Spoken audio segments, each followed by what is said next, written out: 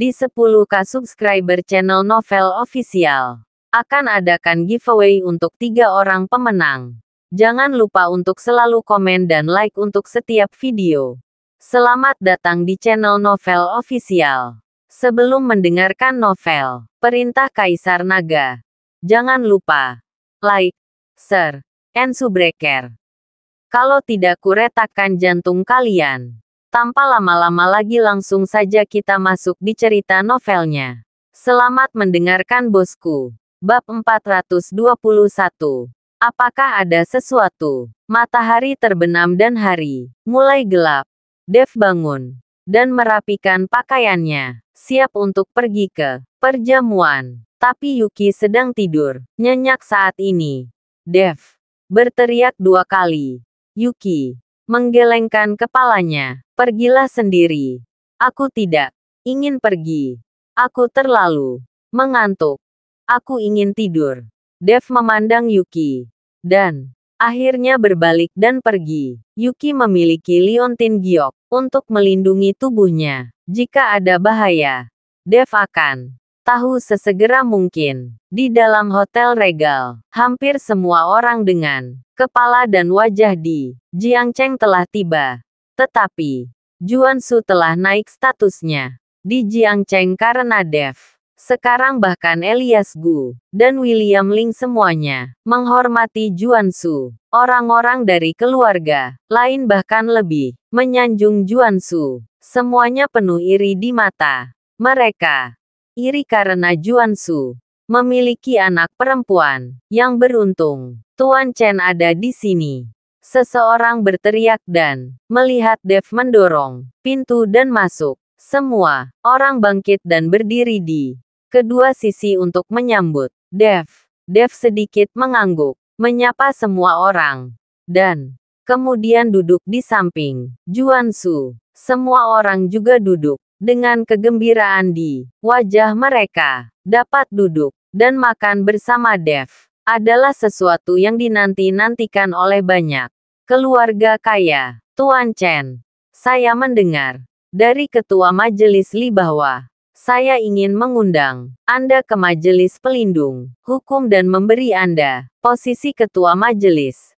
Tetapi Anda menolak. Elias Gu adalah orang pertama yang bertanya pada Dev. Dev tersenyum ringan. Saya punya terlalu banyak tugas.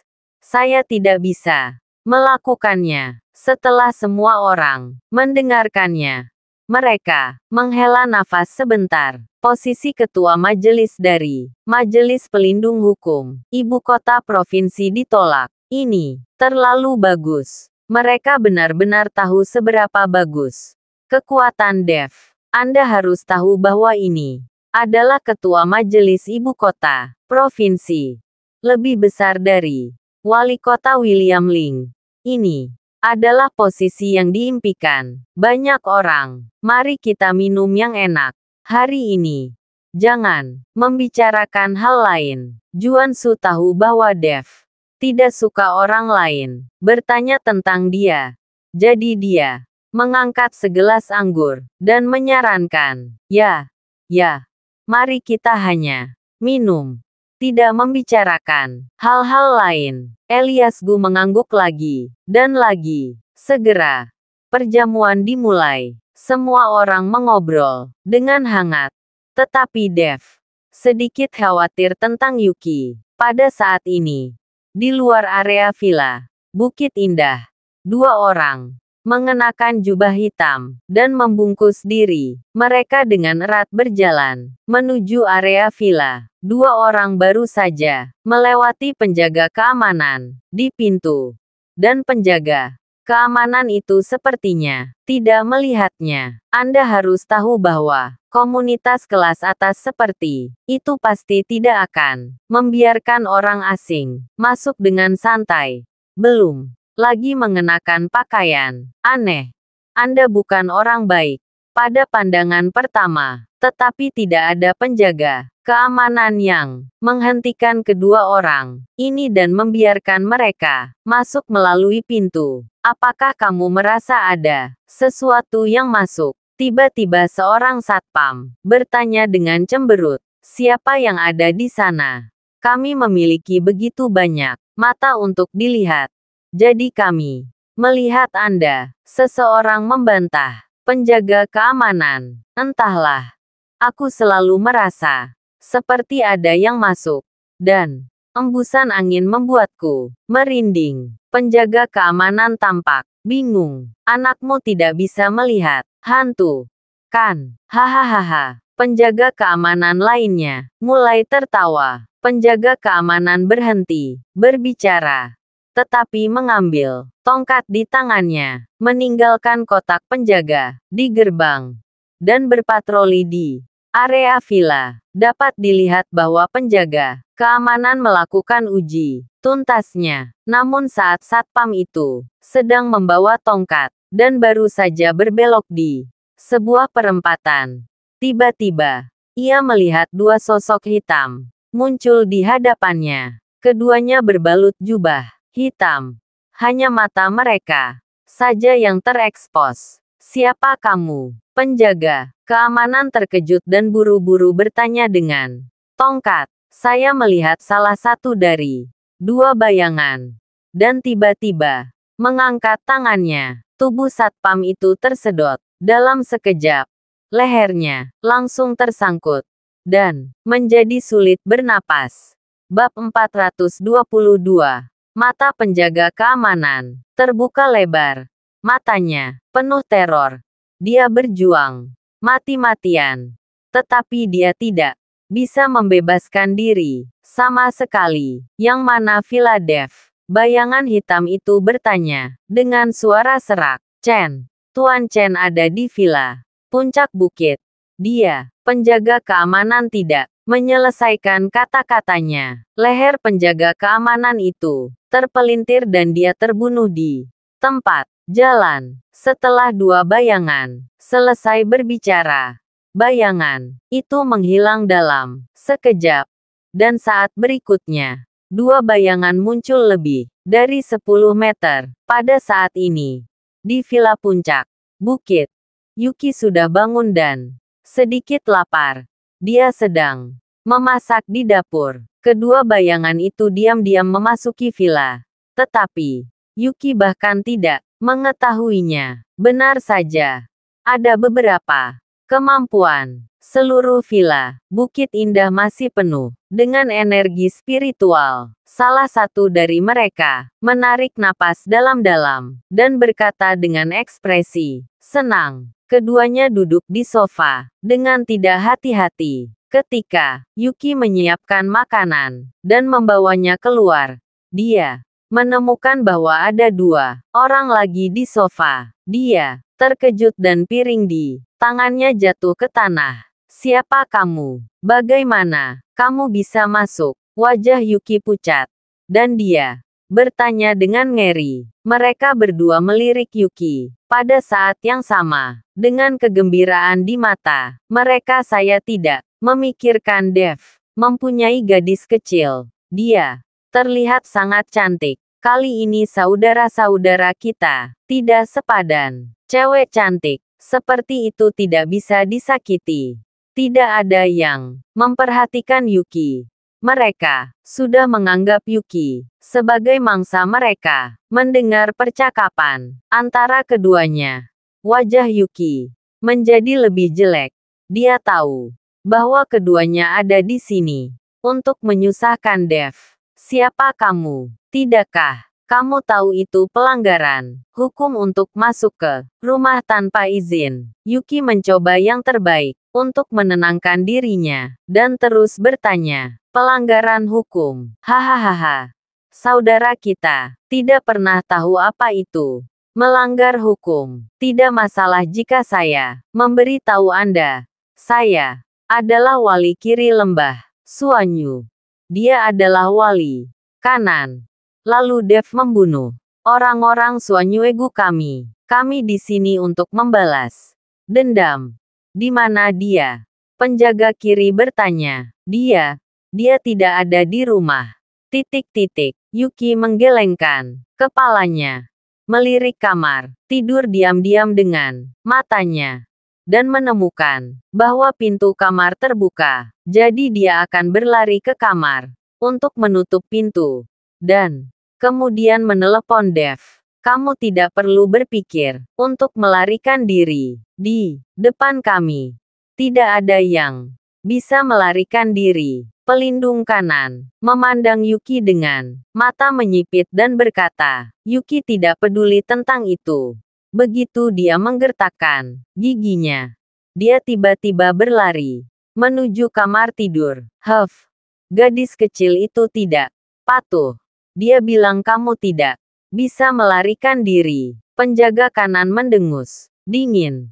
Tubuhnya langsung meraih ke belakang Yuki dan meraihnya ke arah Yuki. Tetapi tepat ketika Yuki hendak ditangkap liontin, batu giok yang dikenakan, Yuki tiba-tiba memancarkan sinar merah dan tubuh pelindung kanan langsung terlempar. Yuki juga berlari ke kamar tidur, mengunci pintu dengan erat, bersandar di pintu dan mengenakan pakaian kasar, senjata pelindung roh. Pelindung kanan melihat telapak tangannya yang sedikit gemetar, dan matanya penuh kejutan. Pada saat yang sama, Dev, yang sedang minum di hotel Regal, tiba-tiba mengguncang tubuhnya, dan gelas anggur di tangannya jatuh ke tanah, langsung pecah. Tuan Chen, ada apa? Dev, ada apa? Mata semua orang tertuju pada Dev. Tetapi Dev tidak punya waktu untuk menjelaskan. Seluruh tubuh menghilang di tempatnya dalam sekejap. Kemudian ke jendela dan melompat turun. Semua orang tercengang dan buru-buru berlari untuk memeriksa. Ini lantai 12.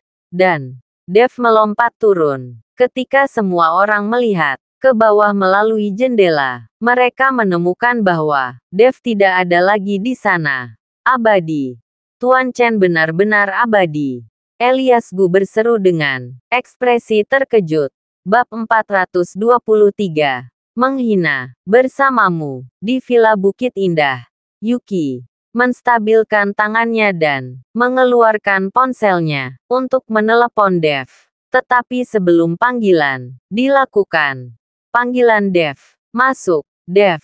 Dia dari lembah Suanyu. Total ada 2 orang. Mereka tampaknya sangat kuat. Mereka ada di ruang tamu sekarang. Aku melarikan diri ke kamar tidur dan menutup pintu. Yuki berkata dengan cemas kepada Dev.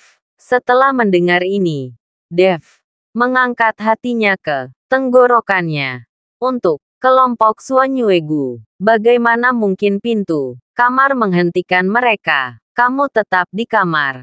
Aku akan segera ke sana. Setelah Dev selesai berbicara, dia meningkatkan kecepatan hingga ekstrim, dan angin bersiul di telinganya. Di ruang tamu, penjaga kiri dan kanan Suanyuegu tidak berniat mendobrak pintu, tetapi duduk di sofa dan berbicara. Dev ini benar-benar memiliki sesuatu, dan dia benar-benar dapat memperbaiki senjata spiritual pelindung. Jika orang seperti itu dapat digunakan oleh Suanyuegu, dia pasti akan menjadi senjata yang hebat. Pelindung kanan berkata dengan sedikit kekaguman di matanya. Anak ini pasti sombong dan arogan.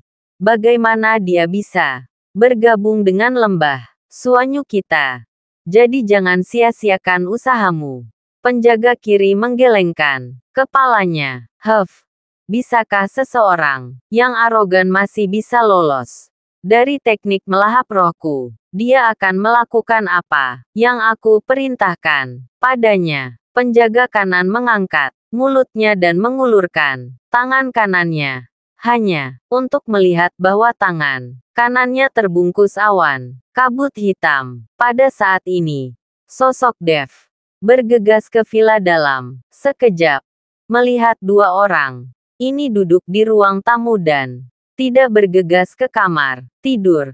Hati Dev yang menggantung akhirnya terlepas. Melihat penampilan Dev, wali kiri dan kanan, Suanyuegu berdiri, menatap Dev dengan sedikit kejutan di matanya. Apakah kamu Dev? Pelindung kanan bertanya. Mereka tidak pernah berpikir bahwa Dev akan sangat muda, dan dia memiliki prestasi seperti itu pada usia seperti itu. Jika dia benar-benar bergabung dengan Lembah Suanyu, dia pasti akan menjadi seorang master. Kamu dari Lembah Suanyu Dev mengerutkan kening. Itu benar. Kami adalah penjaga kanan dan kiri Lembah Suanyu. Jika Anda membunuh orang-orang kami di Lembah Suanyu, kami pasti tidak akan menyerah. Tetapi melihat bahwa Anda masih muda dan menjanjikan, tidak mudah untuk berkultivasi. Jika Anda bersedia bergabung dengan Lembah Suanyu kami, saya bisa melepaskan hidupmu. Penjaga kanan mengangguk dan berkata, Dev mendengus. Dingin, aku tidak ingin bersama kalian. Kalian, Suanyuegu seperti pencuri. Jika kamu menakuti istriku hari ini, maka akhir hidupmu. Apa yang aku bicarakan? Orang ini pasti sombong dan arogan. Bagaimana dia bisa bergabung dengan Lembah Suanyu kita? Berhenti bicara. Omong kosong. Tampar saja dia sampai mati. Zuo Hufa berkata dengan tidak sabar. Jangan khawatir. Serahkan padaku. Penjaga kanan tersenyum dingin dan melihat bahwa kabut hitam di tangan kanannya tiba-tiba menjadi lebih tebal dan lebih tebal. Dan kemudian dengan jentikan jarinya, kabut hitam melesat langsung ke arah Dev. Melihat situasi ini, Dev sangat gembira. Berpura-pura tidak bisa menghindar. Tepat waktu. Dan langsung membiarkan kabut hitam masuk ke tubuhnya. Ketika kabut hitam memasuki tubuh Dev, itu langsung ditelan oleh Dantian Dev. Dan kemudian, teknik konsentrasi hati mulai memperbaiki kabut hitam. Hahaha. Nak, kamu sangat sombong tentang keterampilan ini. Kamu telah terkena roh devorerku. Jadi, kamu masih tidak mendengarkanku. Melihat Dev tidak menghindar, pelindung kanan tertawa terbahak-bahak, dan penjaga Zuo tertegun sejenak dengan kemampuan kecil ini. Bagaimana Anda membunuh orang tua Buhu dan Inspektur Zuo? Mungkinkah kedua orang ini dibunuh olehnya? Tentu saja Buhuo bernafsu. Selama dia diracuni oleh seorang wanita, dia tidak peduli tentang apapun. Apakah kamu tidak melihat betapa cantiknya istri Dev ini? Mungkin Buhuo tua itu telah jatuh ke dalam perangkap. Pelindung kanan berkata dengan jijik di wajahnya. Kabut hitam itu dalam Dantian Dev dengan cepat disempurnakan dan dikosongkan. Dan kemudian, Dev pura-pura terkejut melihat penjaga kanan apa yang baru saja kamu lakukan. Hilang dalam sekejap. Bab 424. Beri aku pijatan. Pelindung kanan tertegun sejenak dan menatap Dev dengan heran. Wah, apakah kamu masih punya kesombongan sekarang? Kenapa tidak? Tanya Dev. Sial. Apa yang terjadi? Aku tidak akan kehilangan roh devorerku, kan? Penjaga kiri mengutuk satu kalimat. Tidak mungkin. Pasti skillku terlalu kecil. Setelah wali kanan berkata, dia tiba-tiba melambaikan telapak tangannya. Dan kali ini awan besar kabut hitam langsung membungkus Dev. Segera, kabut hitam memasuki tubuh Dev. Dan mata Dev kehilangan kilau, dan seluruh tubuhnya menjadi kusam. Hahaha. Saya lihat tidak. Kali ini saya berhasil. Anak ini memiliki kekuatan yang baik, dan memiliki aura untuk melindungi pikirannya. Jadi, tidak ada yang berhasil. Sekarang, melihat Dev seperti itu, Pelindung kanan tertawa, terbahak-bahak. Pada saat ini, di tubuh Dev, kabut hitam sangat ingin bergegas ke kepala Dev. Tetapi sayangnya itu terbungkus rapat oleh dantian Dev dan teknik. Konsentrasi hati berlari cepat. Apakah itu berhasil? Cobalah. Pelindung kiri berkata, "Nak, datang dan beri aku pijatan." Pelindung kanan melambaikan tangannya ke arah Dev. Mata Dev kosong. Dia berjalan perlahan menuju wali kanan, lalu berdiri di belakang sofa dan menekan bahunya untuk wali kanan. "Lihat, tidak ada yang bisa lari dari teknik melahap rohku." Pelindung kanan berkata dengan wajah bangga. "Pijat aku sebentar." Zuo Hufa juga duduk dan menyandarkan kepalanya dengan lembut di sofa. Dev meletakkan tangannya di bahu wali kanan, dan teknik konsentrasi hati berjalan. Tangan Dev seperti pusaran besar, dan mulai menyerap kekuatan spiritual dari wali kanan. Penjaga kanan sedang berbaring di sofa dan menikmatinya. Tetapi segera, dia merasa ada sesuatu yang salah. Kekuatan spiritual di tubuhnya tampaknya mengalir keluar tak terkendali. Awalnya, perlahan, mengalir keluar seperti sungai. Tetapi segera seperti berlari kencang seperti ombak lautan. Kekuatan spiritualnya mulai terkuras. Dengan cepat, penjaga kanan merasa tidak enak. Dia ingin bangun. Tetapi, tubuhnya tidak bisa bergerak sama sekali. Melihat ke atas, dia menemukan bahwa Dev sedang menatapnya dengan ekspresi main-main. Matanya jernih. Bagaimana dia bisa terlihat seperti dia sedang dikendalikan? Penjaga kanan membuka mulutnya dan ingin berteriak, tetapi dia tidak bisa mengeluarkan suara sama sekali. Sementara penjaga kiri sedikit menutup matanya dan siap menikmati dipijat. Segera, kekuatan spiritual pelindung kanan disedot sepenuhnya oleh Dev, dan orang itu berubah menjadi mayat mumi. Ketika dia mati, matanya terbuka lebar, dan matanya penuh dengan keajaiban. Melihat ke samping dengan mata sedikit tertutup, dan juga memikirkan penjaga kiri yang dipijat dengan baik. Dev mengangkat sudut mulutnya dan meletakkan tangan langsung di kiri bahu penjaga. Tubuh penjaga kiri sedikit gemetar, dan matanya tiba-tiba terbuka karena dia tidak mendengar instruksi dari penjaga kanan. Mengapa Dev datang untuk memijat dirinya sendiri? Ketika Zuo Hufa membuka matanya, dia melihat mayat mumi di sebelahnya. Dia langsung melompat dari sofa, dan kepalanya hampir meledak. Dalam sekejap mata, partnernya berubah menjadi mayat mumi. Dan dia bahkan tidak berteriak minta tolong. Kulit kepala Hufa Zuo mati. Rasa matanya penuh ketakutan dan dia menatap Dev.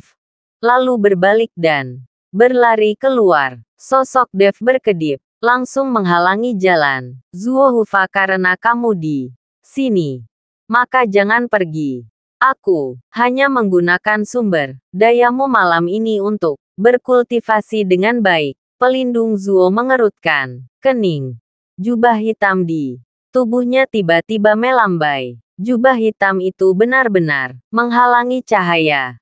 Dan sosok pelindung Zuo menghilang seketika dalam kegelapan. "Apakah kamu Suanyuegu akan menggunakan ilusi ini untuk menipu orang?" Dengan ekspresi jijik, Dev meraih ke dalam kegelapan. Setelah berteriak, penjaga Zuo muncul, dan jubah hitam itu segera hancur. Pelindung Zuo ngeri, mulutnya terbuka lebar.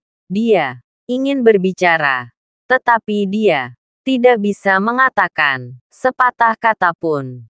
Bab 425. Musuh dari musuh adalah teman. Kekuatan spiritual dalam tubuh dengan cepat hilang, langsung memasuki tubuh Dev, dan kemudian disempurnakan oleh teknik konsentrasi hati untuk digunakan sendiri. Setelah menguras energi spiritual di wali kiri, Dev membuang tubuh dan melemparkan semuanya ke aliran sungai di gunung. Setelah merapikan kamar, melihat ke pintu kamar yang tertutup, Dev mendorongnya ke depan dan menemukan bahwa pintu itu masih terkunci. Yuki, ini aku.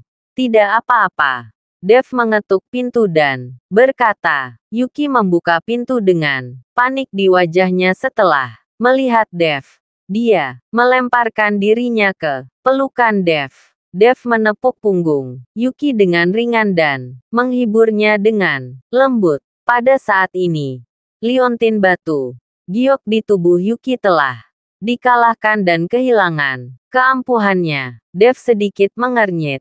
Dia harus mencari cara untuk memperbaiki senjata roh pelindung yang lebih kuat. Jika tidak, keselamatan Yuki tidak akan terjamin. Sekarang kelemahan Dev adalah Yuki, dan dia mengkhawatirkan keselamatan Yuki. Pada saat yang sama di aula Lembah Suanyu, pemilik Lembah Felix Qian sedang bermain catur dengan seorang lelaki tua. Tiba-tiba, ada suara di pot tembikar hitam di sampingnya. Felix Qian membuka pot tembikar untuk memeriksa dan menemukan 2 gu mati lagi.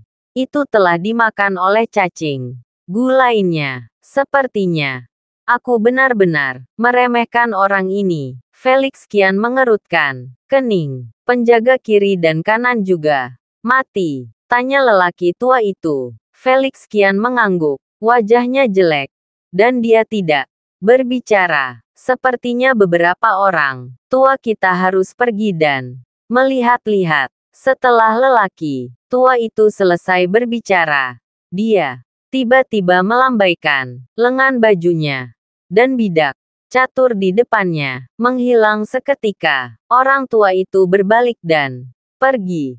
Sementara mata Felix Qian bersinar dengan cahaya dingin di Villa Bukit Indah saat ini.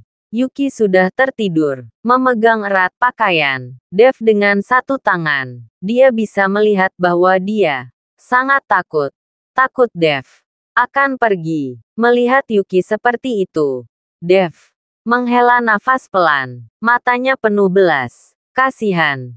Jika bukan karena dia, Yuki tidak akan begitu. Ketakutan menutup matanya sedikit. Dev mulai memurnikan dan menyerap kekuatan spiritual. Penjaga kiri dan kanan, Suanyuegu, di atas kepala Dev. Kabut putih samar terbentuk menjadi pusaran, bergerak menuju gelombang, cepat masuk ke tubuh Dev. Pagi selanjutnya, Fata mengirim pesan yang mengatakan bahwa uang telah ditransfer ke paviliun Raja Obat, dan sekarang sedang menunggu paviliun Raja Obat untuk mengirimkannya. Dev juga tidak menjawab. Dia berencana menggunakan beberapa hari ini untuk menemani Yuki dengan baik, dan membiarkannya perlahan keluar dari ketakutannya. Pada saat yang sama, setelah menerima uang dari Fata, pengurus rumah tangga Lao Qiu segera menemukan pemilik rumah, Solomon Sun, tuan istana. Uangnya sudah dikirim. Apakah kita tetap mengirimkannya? Lao Qiu bertanya. Tentu saja itu harus didistribusikan. Dan tidak ada satu ramuan pun yang didistribusikan berkurang lebih sedikit, kata Solomon Sun, tuan istana. Mengapa? Dani Jiang sudah mati. Dan semua uang ini diperdagangkan dengan kami oleh Fata dengan kedok keluarga Jiang. Mengapa kami masih mengirimkannya? Fata juga tidak memiliki pendukung di Kyoto. Lao Qiu berkata dengan tatapan bingung. Meskipun Fata tidak memiliki dukungan di ibu kota, masih ada pria yang Cakap berdiri di belakangnya. Dia baru berusia awal 20-an. Dan dia bisa membunuh Dani Jiang. Bahkan lelaki tua lembah, Suanyu. Dia bisa membunuh mereka. Bukankah dia jenius? Sudut mulut Solomon Sun sedikit terangkat. Tuan istana sedang berbicara tentang pria yang bernama Dev. Saya mendengar bahwa alasan mengapa dia bisa membunuh Dani Jiang sepenuhnya karena Dani Jiang kelelahan setelah melawan Kelvin Sun dan Fata. Dan Dev memanfaatkannya. Lao Qiu berkata dengan sedikit jijik. Dia baru berusia awal 20-an. Bahkan, jika dia berkultivasi dari rahim ibunya, dia tidak akan bisa mencapai level master. Kekuatan internal. Bagaimana dengan keraguan Suanyuegu? Dan, belum lama ini, Inspektur Kiri, yang dikirim oleh Suanyuegu, juga dibunuh oleh Dev ini. Ingat, musuh dari musuh adalah teman. Dan kita akan bertempur dengan Suanyuegu cepat atau lambat. Sekarang Dev telah membentuk perseteruan mematikan dengan Suanyuegu. Maka kita akan menariknya. Ini adalah jenius yang langka. Solomon Sun menjadi semakin bersemangat saat dia berbicara. Matanya bersinar dengan cahaya. Terima kasih sudah mendengarkan cerita novel Perintah Kaisar Naga. Sampai jumpa di cerita selanjutnya.